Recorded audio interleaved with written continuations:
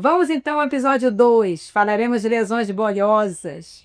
Eu acredito que bolha é uma patologia, é uma evidência de pele muito comum. Eu acho que é um interesse geral, da população em geral, como lidar com a bolha, né? Então, existem vários tipos de lesões bolhosas, que vão desde simples queimaduras até atritos e até o pênfigo bolhoso, que é uma doença gravíssima. Mas eu queria saber o seguinte: o que que você faz quando você tem uma bolha? Por que que é uma bolha? Na verdade, pode ser por queimadura, que é o mais comum, e a gente vai ter queimadura em diferentes graus. Vocês sabem o que que é grau? Primeiro grau, segundo grau, terceiro grau? Né? Logicamente, os médicos e enfermeiros sabem, mas talvez o público em geral não. É muito simples. A queimadura de grau 1 é só aquela queimadura que dói, vermelha, né? Uma hiperemia, chato, incomoda, mas que não vai ter nenhuma reação na derme, não vai ter nenhuma sequela, nenhuma cicatriz. Tipo grau 2 já entra com a bolha, que é o que a gente vai falar agora. Uma lesão mais profunda. É uma lesão de derme, não só de epiderme, que a epiderme é a camada mais superficial da pele. O grau 3, a coisa já complica, porque aí você pega mais tecidos profundos, pode pegar músculo, osso, e você apresenta na pele, você vê aquela necrose. Aí já é uma coisa mais complexa que a gente vai ter que intervir, de alguma forma. Mas, o que que acontece? Se você pega uma bolha, você se queimou, uma queimadura cozinha. Você se queimou com óleo quente lá e fez uma bolinha. O que que você faz, Hannah? Que é uma dúvida comum. Eu furo a bolha, dreno a bolha, deixo a bolha, passo água gelada na pia, boto uma pomadinha. O que que você faz? Primeiro, acabei de me queimar, lavar com água corrente, natural, nada de gelada, porque eu posso piorar a queimadura. Lavar com água corrente, esperar aquilo ali passar. Geralmente a água corrente da temperatura ambiente, ela vai dar uma neutralizada ali, porque o processo da queimadura, do cozimento ali da pele, ela continua. Então você tem que estacionar ela. Então, lavou com água corrente. Se ficar realmente uma queimadura de primeiro grau, que vai ser aquele vermelho, eu posso realmente entrar com alguma pomada para aliviar os sintomas, aliviar a ardência, porque às vezes queima bastante. Quanto menor o grau, mais dor eu sinto, né? Mas se por acaso eu tenho realmente a de segundo grau, que já forma aquela bolha, eu primeiro avalio muito bem a bolha. E avalio o paciente também. Porque tem pacientes que têm muitas comorbidades. E tem uma série de chances dele ir para casa com aquela bolha, ficar em casa com aquela bolha e infectar. Então, o ideal é que você vá em um lugar para que ou a bolha seja drenada ou rompida, tá? E aí, o que eu faço? Eu avalio o paciente como um todo, não só, o paciente é diabético, tem inúmeras comorbidades, eu rompo a bolha. Agora, se o paciente não tem comorbidade nenhuma, o líquido ali tá seroso, não tem nada infeccionado, eu faço asepsia, dreno e deixo a pele como um curativo biológico. Eu não rompo aquela pele porque aquela pele vai cicatrizar. Mas isso tudo tem que ser avaliado de acordo com o paciente, o local, qual é porque tem ferida, tem bolha que você já vê que tem pus dentro. Então, manter aquele pus ali dentro é um meio de cultura para até uma sepse cutânea ali. Então, a gente tem que romper e tirar e tratar aquela ferida que vai ficar maior, né? Não é o que eu queria dizer, que na verdade não é uma regra. Não é uma regra. Não tem uma regra. Porque se você for ver na literatura, se você for procurar hoje com a IA, né? O que que eu faço com a bolha? Você vai encontrar que eles pedem para não drenar, não funcionar, só hidratar. Eu, particularmente, dreno tudo. Mas não é drenar, como você falou, não é drenar, espremer, não. Eu vou lá literalmente devagarzinho, deixo aquele líquido que normalmente é um líquido seroso, clarinho, nessa infecção, que aquilo ali foi provocado justamente pela lesão tecidual, então você vai, drena, deixa ser aquele líquidozinho e realmente deixa até ele grudar. Aí que der, grudar. E aí aquilo ali vai servir de regeneração mesmo. Depois aquilo ali vai ficar normal, não vai acontecer nada. Isso. Lógico, protege. Então, assim, às vezes a pessoa tem essa dúvida em casa. Porque o risco, dependendo da bolha, mesmo que não esteja infectada, mesmo que dê para a pessoa fazer só curativo, é muito comum, dependendo da área, ainda mais mão, se dependendo da área que tiver a lesão, é muito fácil você romper acidentalmente. E aí você tira toda a proteção. E aí E você não tem um manejo fica, adequado. aí dói, Sim. fica aquela coisa muito cruenta, muito exposta. Aí sim infecciona. Então, assim, eu sou da teoria, eu gosto de drenar sempre. Mesmo que você olhe aquilo ali que seja pequenininho, bonitinho, drena e gruda. Pronto, acabou o problema. Aí você bota ali uma gazezinha, uma gase pulsante, uma coisinha assim pra hidratar e deixa, daqui a pouco acabou. Entendeu? Sim. E aí eu selecionei, assim, isso é uma coisa boa pra população em geral, né? Mas eu selecionei 3 casos que a gente pega mais graves. E eu vou começar com o caso da erisipela. Porque a erisipela é muito comum no nosso meio, né? A erisipela é uma doença infecciosa, tá? Muita gente acredita erroneamente que a erisipela é uma doença circulatória. Não é. Apesar do vascular na geologia Tatai. Por quê? Porque geralmente você vai ver isso na perna. Mas existem erisipelas de outros setores, erisipela facial, entendeu? Então, assim, é uma infecção, que geralmente tem que ter uma porta de entrada. Normalmente é interdigital, uma lesão de unha, vai lá e a bactéria se instala. Por que ela é considerada muito assim circulatória? Porque essa infecção ela vai pelos linfáticos e vai embora. E aí dissemina rapidamente. E aí você pode ter associado a erisipela uma linfangite, uma inflamação dos linfáticos, que aí fica aquele edema, aquela linfocele, aquela linforreia, o paciente brinca e fala assim, ele chega para mim brincando assim, doutora, minha perna está chorando. Por quê? Porque o líquido é claro. O líquido é a mesma cor da lágrima, é um líquido seroso, claro. Quando infecta, e a gente se transforma realmente numa grande erisipela, com bolhas, com pus, você perde tecido. Sim. Então, assim, esse caso é justamente, se você pega essa imagem agora aí, você vê essa perna para você, o que você faz com essa perna?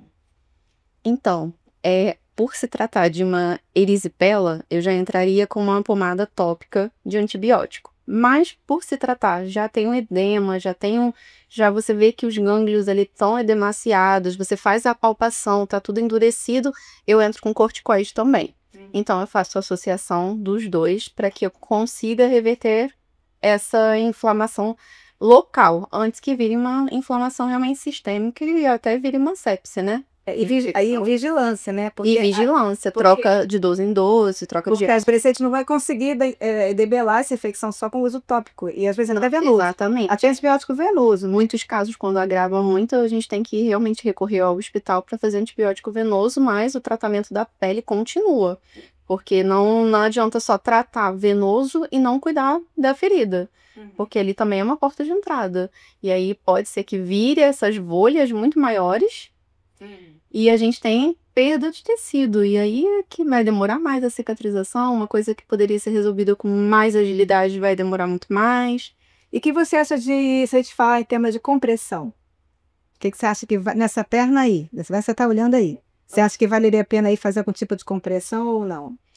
Eu comprimiria, mas eu não faria a função da drenagem ainda, porque corre o risco de eu carrear para a corrente sanguínea, já que a linfa joga nos vasos um líquido, a infecção, eu comprimiria com a atadura, não como um material compressivo, mas sim quando melhorasse o padrão infeccioso, a gente poderia usar realmente a compressão.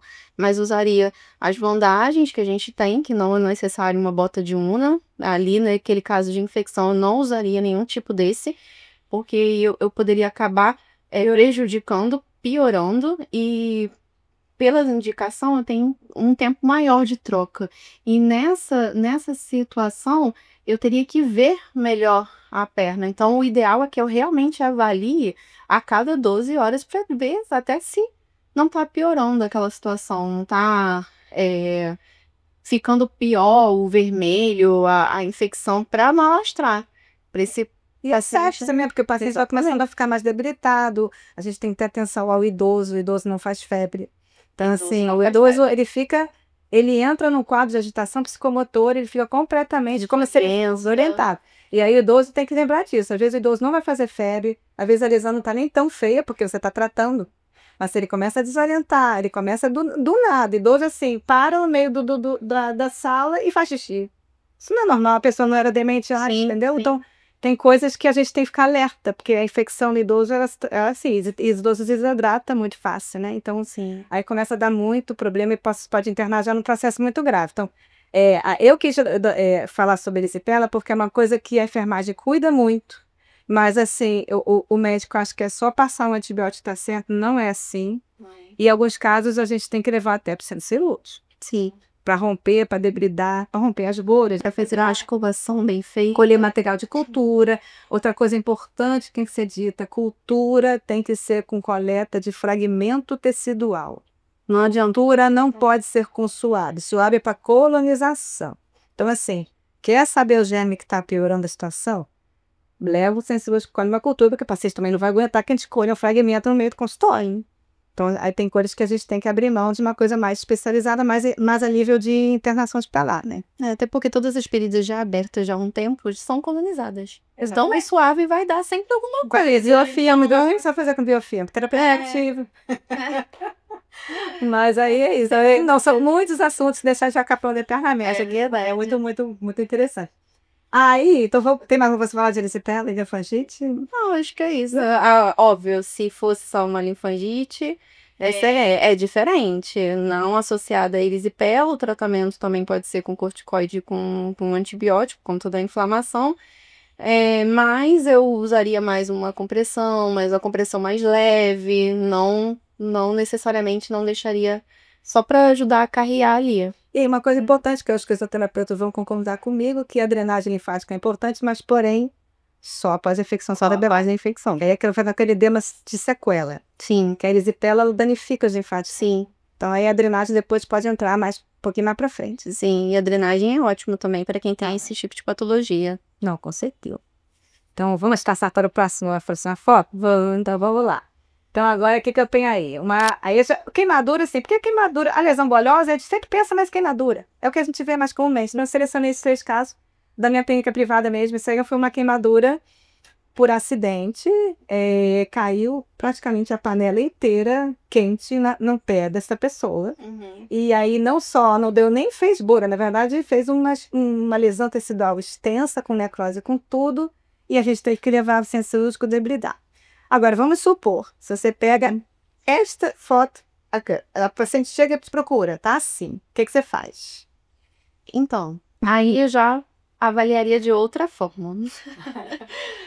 Agora tem N produtos que a gente pode usar, que tem no mercado. Isso é importante, vocês têm que dizer. Cada profissional vai avaliar, eu posso falar um produto, mas o outro pode falar, esse aqui é melhor, mas esse aqui eu gosto mais. Existem muitos produtos para preenchimento de cavidade, que aí você vê que fez uma cavidade bem profunda até, né? Então, a gente pode preencher com uma hidrofibra com prata. Eu usaria sempre algo que diminuísse a carga bacteriana ali. Então, a hidrofibra com prata eu acho que é excelente, que ele ajuda ali na manutenção do biofilme, não deixa que o biofilme cresça, ajuda o carboximetilcelulose faz desbridamento autolítico. Faz um desbridamento autolítico, faz a angiogênese, que é a multiplicação celular. Então, eu acabo conseguindo preencher aquela cavidade. Poderia também colocar uma terapia com pressão negativa? Poderia. Poderia usar a medicina regenerativa? Super poderia. Eu acho que isso é muito relativo. Vai depender do profissional, vai depender qual o nível do exudato, o que o paciente tem. Por exemplo, o paciente é diabético, isso já complica um pouquinho. Então, a gente já tem que rodear para não infeccionar. O paciente tem algum problema vascular. Aí é que entra a parceria, né? Você pega um pé desse que tá feio.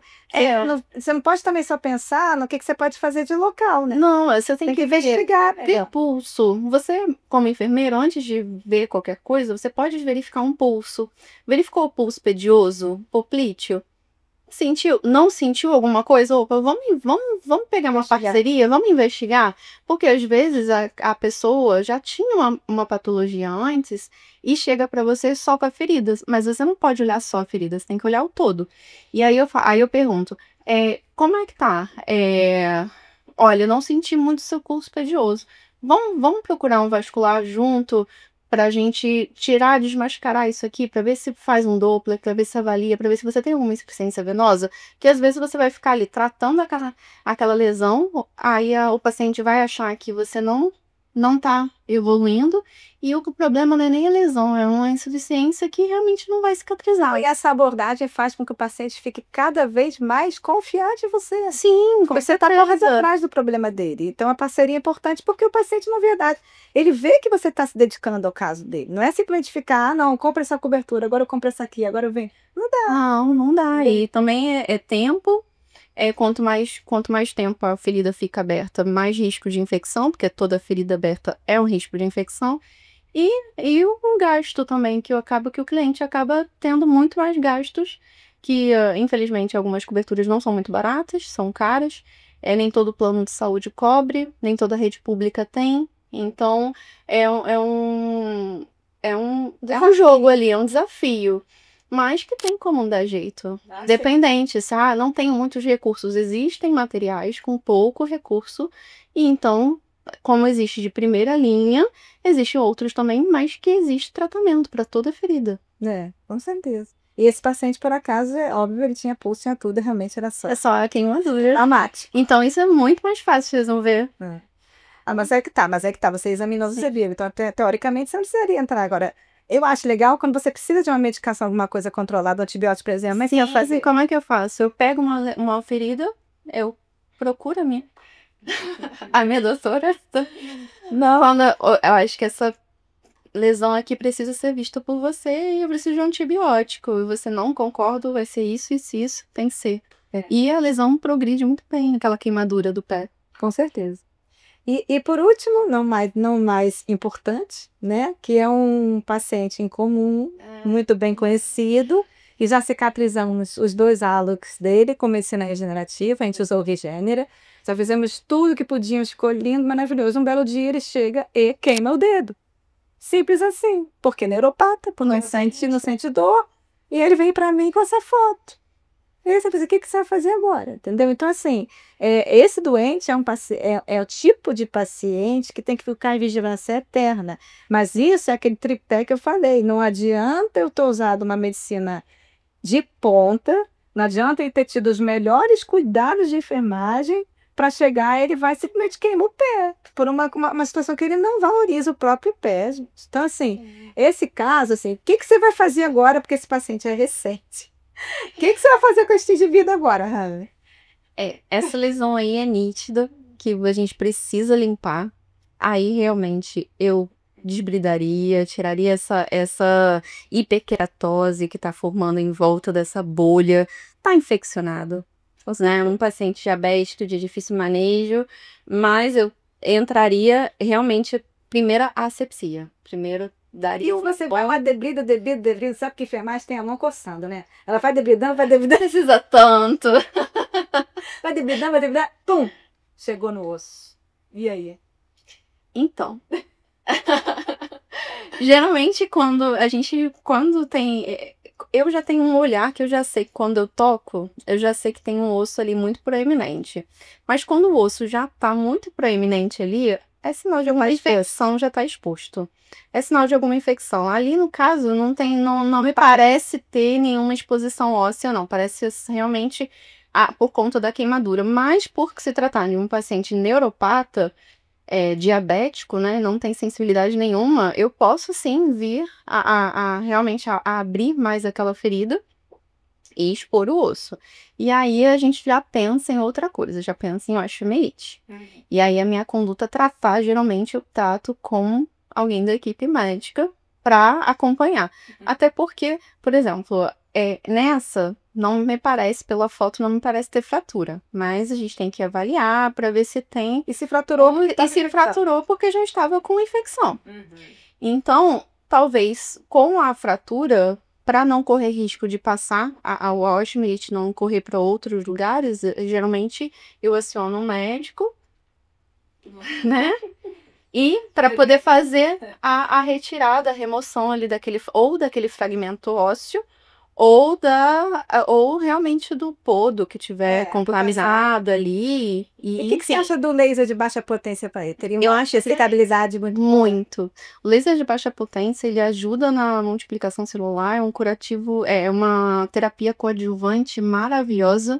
Ela estimula a biomodulação. Então, eu acho, na verdade, para todas as feridas, não só para feridas, né, mas para hoje em dia a gente tem estudos de em vários ramos, até para neuro, que o laser de baixa potência vem revolucionando muito. Então, eu super indico o uso da terapia fotodinâmica também, com o PDT, para diminuir a carga Aquele vestidinho azul, olha que fio linda, tudo azul, não tô achando nada lindo, tá tudo maravilhoso. A gente diminui bactérias, protozoários, fungos, tudo com o uso do laser. E, além de tudo, a gente também pode fazer uma analgesia. Isso eu sempre quis saber, mas eu vou tirar uma dúvida minha agora aqui. Que é aquela que vocês botam lá na radial, entendeu? Aquele laser ali tem esse poder. Esse é o ILIB. Na verdade, ele vai fornecer a luz para a artéria. E aí a artéria, ela não tem poder analgésico, mas ela tem um poder ela vai começar a pegar os radicais livres no seu corpo inteiro e vai começar a transformar em energia. Então, aumenta a imunidade, aumenta a sensação de bem-estar. É um coadjuvante. E aumenta a sensação de bem-estar. Tem muita gente que usa, por incrível que pareça, fugindo da lesão, mas usa como tratamento para depressão. Usa a terapia ILIB, que você pode fazer na artéria radial. Criança, geralmente, a gente usa o pedioso, carótida. Você pode usar em qualquer lugar, desde que faça o determinado um protocolo. Geralmente tem um protocolo. O protocolo nunca é engessado. O protocolo vai da pessoa, do peso, de se é criança, se é adulto. Então, tem uma variação bem grande, mas a gente faz a analgesia no local. Geralmente é local, entendeu? Ele vai tirar uma sensibilidade ali do local. Então, geralmente... Uma barra regenerativa é assim, quando você implanta a célula aqui mal também, você melhora o marcador. E geralmente, quando eu faço, por exemplo, eu quero desbridar uma ferida em ambulatório, eu faço um bloqueio analgésico e depois eu raspo. Tentar o segredo. As pessoas sempre que eu ver filme, nossa, a Hannah debridou, minha filha não sentiu nada. Como não, gente? Tava ali pra mão de dor, né? O rando de dor. Mas a gente faz um bloqueio analgésico, funciona muito bem. Muitas pessoas relatam muita eficácia e ela aceita melhor o manejo da ferida. Então eu consigo limpar melhor, tratar melhor. E aí depois eu faço realmente, se eu precisar usar um PDT, que aí eu com azul de metileno, né? Pra diminuir. Você usa mais sempre o azul de metileno, azul de esteroidina, não, né? Não, eu uso azul de metileno. É muito bom. É efeito fotodinâmica, né? É justamente. Ele funciona agregado, né? Tudo bem. Gostei, viu? Esse foi o episódio de Desejos de Bolhosas. Agora vamos para o próximo.